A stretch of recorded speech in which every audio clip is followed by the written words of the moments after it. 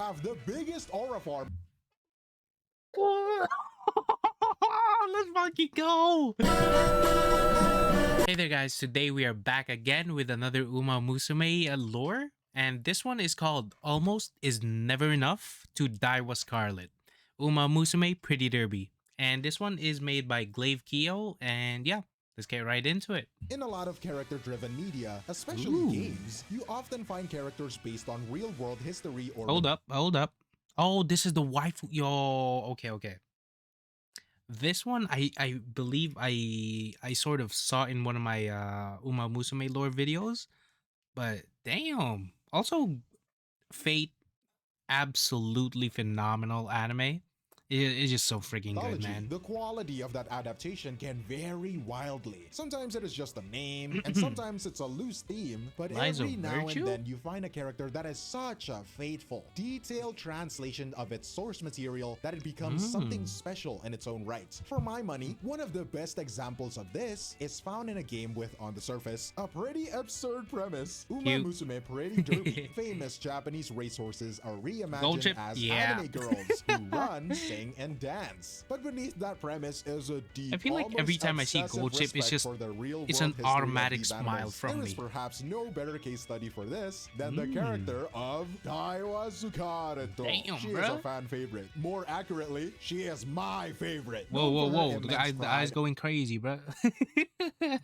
Oh no. She is a fan favorite. More accurately, she is my... Damn, bro, look at my eyes. I mean, I can't even blame the bro.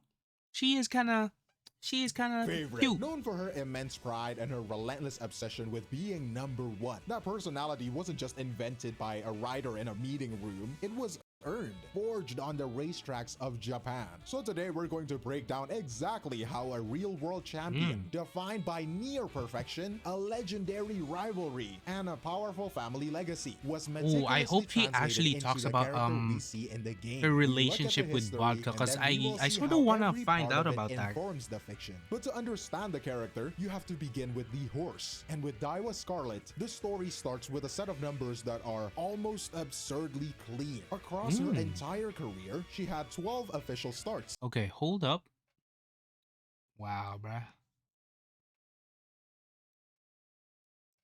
Okay. Out of those 12, she won 8 times and came in second place 4 times. So for every single one of those races, the jockey on her back was the same man, Katsumi Ando. Now, if you do the simple math on that, it leads you to a very powerful, almost unbelievable fact. Yeah, dude, her track record is kind of insane if you think about it. She was either the winner or the direct runner-up. Think about what that actually means for a second, okay? This goes beyond her never having a bad day or getting lost in the pack. It means that for a character built on this specific legacy, the concept of losing isn't some abstract beyond failure. arrogant. This hothead hates to lose. That's kind of cute. Specific, repeated, and infuriating experience of being second place. There is no pause, bro. What? Yo, I literally just paused it to say like. Like, correct me if I'm wrong, but like, isn't she like a tsundere type of character?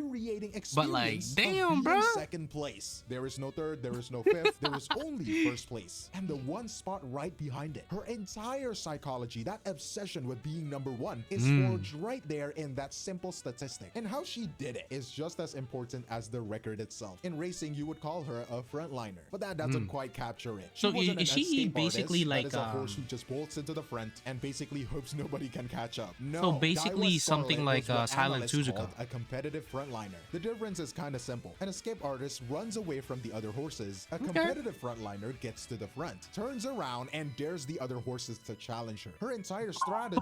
Oh, that is devious, dude.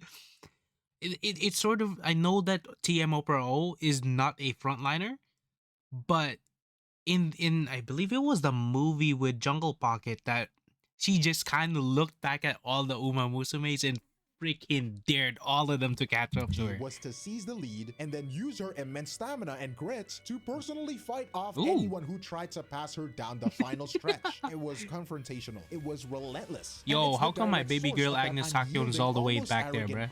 It's crazy. In her character. But this kind of fighting spirit doesn't just, appear out of nowhere. To understand its origins, you have to look at the bloodline. And her bloodline is almost as close to royalty as you can get in this sport. It is a story in itself. On her father's side, you have the biggest aura farm. Let's fucking go. Okay, I'm not sure if I've seen this in one of my videos, but Agnes Takyon is... She's from Musume Pretty Derby, Agnes Takyon. He was less of a racehorse and more of a myth, a flash of lightning. I made a video about it on my YouTube channel. Make sure to check it out if you want to know more about Agnes Takyon. But yo, her bloodline kind of races and then won all 4 of them. They kind of smacked, dude. Perfect record. And then, just as quickly as he appeared, a severe injury took him off the track forever. Yeah, truly unfortunate, bro. But like, she's still my baby girl. She's still my baby girl. The biggest potential man of Uma Musume, that is Agnes Takyon. And if you look one step further back, his father was the legendary American stallion Sunday Silence. Now, if you follow Japanese horse racing at all, you know that name. Sunday Silence wasn't just a great horse. Bro, he was a genetic revolution packed into a stallion. His arrival fundamentally changed the sport in Japan. This one horse changed everything. Power creeped the entire horse roster of Japan before him. This means Daiwa Scarlet inherited more than talent. She inherited the code of a dynasty maker, carrying the brilliant unfinished legacy from her father. The talent was patent on her mother's side as well. Her mother was a mare named Scarlet Bouquet, a proven winner from a whole Is that where they got the Scarlet from? Scarlet known as the Scarlet Clan. Daiwa and here is the remarkable part. Scarlet Bouquet was 16 years old when she had Daiwa Scarlet. For a bred mare that is getting up in there in age, instead of a less robust foal, the one she produced was described as being unusually large, healthy, and powerful from the moment she was born. It was as if all the remaining strength of this dynasty was concentrated into one final perfect foal. So you have this horse, born with the ghost of an undefeated father on one shoulder and the legacy of a powerful dynasty on the other. The expectations were just Agnes Takyon mythological. Daiwa Scarlet is quite literally I just cannot stop glazing her, bro. The question was, could she possibly live up to all of it? Well, to answer all of that, we have to look at the race that defined her career, the 2008 Arima Kinen. To understand the weight of this moment, right? You need to know that this race wasn't just another. Is it number 1 or 13? It is one of Japan's big 3, a true end-of-year championship. What makes it a spectacle is the fan vote. The field is partially decided I'm gonna guess number 13 because she tends to stay up front against each other. The pressure is immense. So the stage is set. And what does Daiwa Scarlet do? She goes straight to the lead and just stays there over the grueling 2,500 meter distance. She led first place from start to finish. And when she crossed that line, dog. Okay, I'm sorry for pausing, but that is an insane fucking number. Being in the lead for that long, it's not only like a mental type of thing, but it's like it's so freaking physical to keep up that lead for 2,500 meters. She became the first filly, the first young female horse to conquer the Arima Kinen in 37 years. Damn. It was a historic monumental achievement. But after the race, her trainer, Matsuda, gave a telling quote, praising the jockey Katsumi Ando for a perfect ride. And that is a crucial detail because a high-strung champion like Daiwa Scarlet is a finely tuned engine, always threatening to run too hot. The jockey's job isn't just to steer, it's to manage that intense energy to keep her calm enough to perform at her absolute peak. This was her masterpiece. Oh my gosh, dude. She had lived up to every bit of that mythological potential. It cemented her as a legend. But to be a legend, you don't just need a great victory, you need a great rival. And Daiwa Scarlet had the perfect. Is it Vodka? Her name was Vodka, or vodka, I guess. Nice.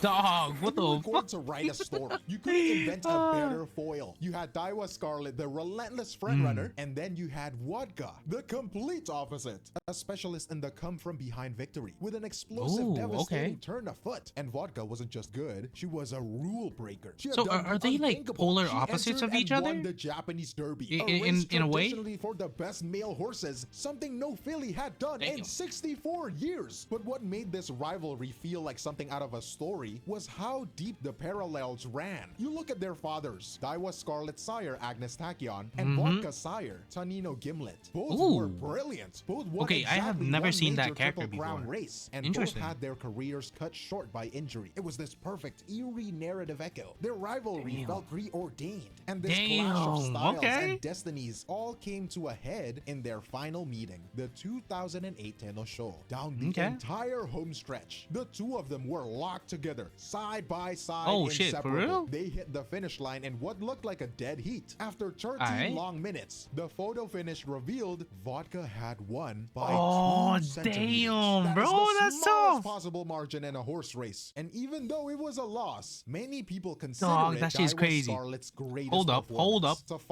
What is this I am seeing? In a horse race. And even though it was a loss, many people consider it Daiwa Scarlet. Damn. I believe I'm gonna be using this at some point. Its greatest performance. That's just tough, dude. Of that caliber, down to the absolute literal last millimeter, was the ultimate test of her fighting spirit. It was a brutal loss, but and also you can see this in the anime as well. There's like there's a certain rivalry between Daiwa Scarlet and Vodka. But the track, as it always does, would have the final say. And in the early 2009, it did. Just as plans were being made for her next campaign, Daiwa Scarlet was diagnosed with a mild case of flexor tendonitis. To put that simply, the flexor tendon in a horse's leg is like a massive critical spring. Tendonitis is when that spring gets inflamed and damaged. You simply cannot race a horse with that kind of injury. The risk of a catastrophic, life-threatening breakdown is just too high. So for her own safety, the only responsible choice was just, to retire. Her time on the track was unfortunately over. She was retired to a prestigious farm to begin her second career as a bred mare. This second chapter of her life was far from a short postscript. She had a long and successful career in the pasture, producing foals from 2010 all the way until her official retirement from breeding in January of 2024. God damn, bro was moving. Yo, bro was making it, dude. One last incredible final chapter. In 2023, a foal was born. The father was Vodka's son, and the mother was Daiwa Scarlet's granddaughter. Did you know that Musume, even though Daiwa Scarlet and Vodka have a legendary rivalry, Daiwa's granddaughter Scarlet Tate and Vodka's son Tanino Frankel actually mated and their descendant was born in 2023. The two legendary bloodlines, once locked in a competition, were finally united, and so it seems the rivalry was destined to continue, just in a much more collaborative form. I think it's a perfect poetic ending to a real I love these little freaking cuts that he makes on his videos, man. The mythic bloodline, that legendary rival, and that poignant finish that the creators of Musume had to work with. But the question was, how do you possibly translate all of that into the character? Well, you do it meticulously. Every detail is a deliberate choice, starting with the design. Take the tiara she wears. It has it's not even just on Daiwa Scarlet. I believe they do it on all the Musumes. It's like the amount of detail and just overall story that they kind of portray in the character. It's just everything has a what's that word? Everything has a meaning to it. It's just they're not there for no reason. Everything has a meaning to it. She had 4 grade 1 which is it's one of the greatest things about this anime. Her neat royal blue dress was explicitly designed as a visual opposite to Vodka's rebellious leather and denim outfit. For real? Before they say a word, you understand their entire dynamic. And even her hairstyle, the spiky bangs, the prominent twin tails, it is a very deliberate visual tribute to a specific character type. The classic tsundere. Yeah, baby. Tsundere, right? Let's like go. The early 2000s archetype, the perfect honor student who seems flawless but has a rougher, more vulnerable correct me if I'm wrong, but the main tsundere that hit it off for everybody in the world, I'm gonna guess it's Rin Tosaka from Fate Stay Night. I'm gonna guess that is the main tsundere that everybody knows and her of. core personality, that motto of the second best won't cut it, is a direct translation of her racing career. Her record means that for her, the experience of not winning is always specifically being second place. The game then takes this personality, pits it against Vodka's brash, delinquent persona, and makes them roommates, forcing the constant interaction that drives their stories. The intensity of this rivalry is reflected in a persistent, though like I believe I mentioned this before, but every time they move, their like ears kind of move or like flop down. I find it super cute and wholesome. Bust measurement had to be larger than Vodka's. Did you know that Musume's Daiwa Scarlet and Vodka of this rivalry is reflected in a persistent, though unconfirmed, piece of fan lore that Daiwa Scarlet's real-life owner made it a condition for her inclusion that their character's bust measurement had to be larger than Vodka's. Did you know that Musume's Oh shit, yo, the W, bro, W, big W from the owner. Big W from the owner. Scarlet and Vodka have a rivalry in real life that is so intense that it's rumored the trainer for Daiwa Scarlet told Cygames that they had to make Daiwa's assets bigger. Damn, so this shit is actually real, chat, bro. Than Vodka's, or else they couldn't put Daiwa in the game. Again, it's a rumor. Whether it's true or not. I mean, if it's true, that shit would be that's a movie, bro. You need to know about how seriously everyone took this historic competition. It is a rivalry that is measured even in whispers down to the millimeter. And that external pressure, the rival that pushes her forward. But there is another, deeper layer to her character that comes out not from a rival, but from her own family. And that brings us back to her father, Agnes Tachyon. In the world of Musume, Tachyon isn't just a historical footnote. I'm sorry for pausing, but every single time I see Agnes Tachyon, it's just I gotta admire her, bro. She is an active character, an eccentric mad scientist. Yeah, you would think buddy. a prim honor student like Scarlet would stay away, you know what I'm saying? But it's the opposite, actually. She genuinely looks up to Tachyon, seeing the madness as brilliance, and egerly volunteers for her strange you know what experiments. would be crazy? It should have been me, not What? him. And this is where the writing becomes so strange experiments. Looks up to Tachyon, seeing the madness as brilliance, and eagerly volunteers for her strange experiments. Okay. I feel like everybody would sort of want and this. This is where the writing becomes so clever, because this relationship isn't just a quirky character trait, it is the emotional core of her entire story. Remember, the real Agnes Tachyon was an undefeated champion whose career was stolen by the injury. Phantom Triple Crown is acutely aware of this, and she becomes incredibly protective of Scarlet, wanting to see her daughter succeed where she failed. This completely reframes Daiwa Scarlet's relentless drive. Beating Vodka is the external goal. For those that know, is she or is Agnes Tachyon it's the reason why she shown has in to be season number 1? It adds this layer of So far, I don't think I've seen her yet. Seemingly arrogant personality. Her quest is literally I know old destiny, recap is there, really but that like is the key other to all of characters, this. Daiwa nah, Scarlet's enduring really. popularity as a character is no accident, and it goes far beyond her cool design. It is the product of an incredibly meticulous and deeply respectful translation of history into narrative. When you look closely, you see that every single element is intentional. Her unyielding pride comes from a real-world record of near perfection.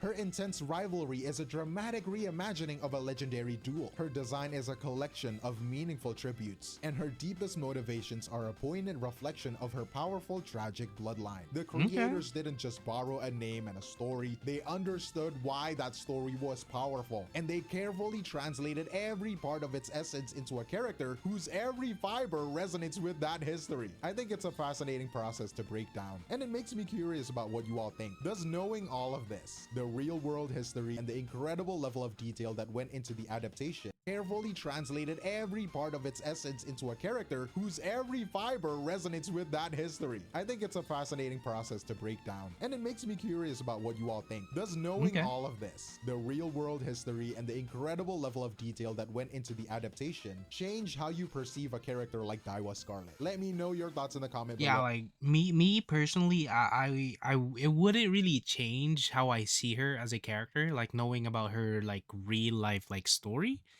because it's sort of like cemented in my head already, like how she is, but but yeah, like overall such a very lovable character, Daiwa Scarlet. And bro, the fact that Agnes Tachyon is her freaking dad, oh my gosh, that shit is tough.